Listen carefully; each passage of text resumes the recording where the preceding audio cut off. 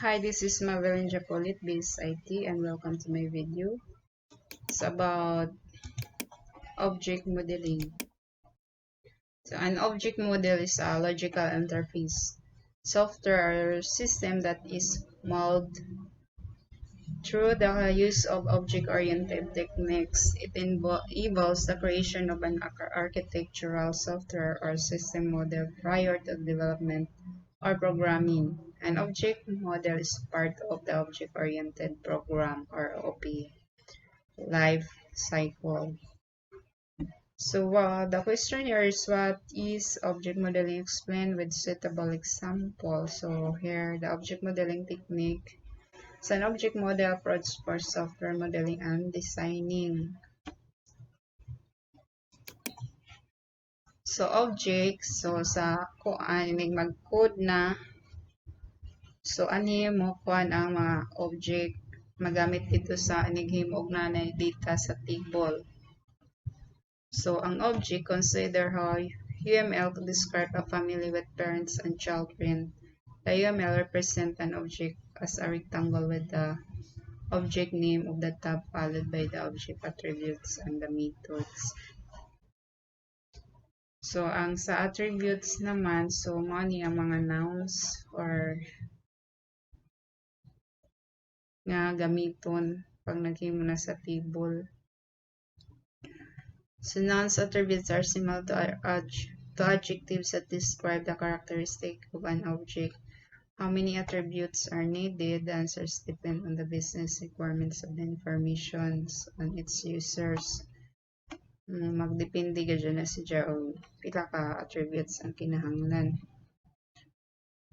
So even the relatively simple object such as inventory item might have a part number, description, supplier quantity on hand, minimum stock level, maximum stock level, or reorder time, and so on.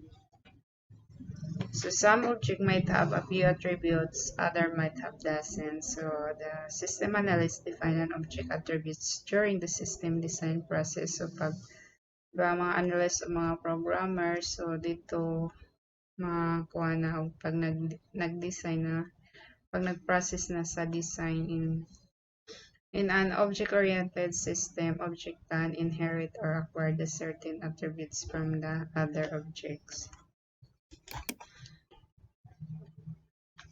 Object can have a specific attribute called state. The state of an object is an adjective that describes the object's current status. So, dito sa kuan na mga example sa kada sa chapter. So, wala nakabutang there. For example, depending on the state, a student can be future student, a current student, or a past student. Similarly, a bank account be active or inactive, a close or a present. So, ano ang mga state attribute. So, sa methods naman, a method defines specific tasks that an object can perform, just as objects are similar to nouns and attributes are similar to adjectives. Methods resemble verbs that describe what and how object does something. So, ang messages naman, ang message is a command that tells an object to perform the certain method. So, sadya ang magmando sa object kung unsay angay ni buhaton. So sa classes, an object belongs to a group category called a class, or object within a class share common attributes and methods. So class is like a blueprint or template for all the object within the class. Object within a class can be grouped into subclasses. So it's like cars, di ba? Ang cars niya daghan kang type sa car, na Honda, Mitsubishi, etc. Unsa na sa mga color na. So sa use case modeling, a use case represent the steps in a specific business function or process. So an external entity called an actor initiates a use case by requesting the system to perform a function or process. So mani ang kuan gigamit makita nimo dito ang kuan niya, ang process. Use case modeling. Use case diagram. A use case diagram is a visual summary of several related use cases within a system or subsystem. So, class diagram shows the object classes and relationship involved in use case, like a DFD. A class diagram is a logical model which involves into a physical model and finally becomes a functioning information system.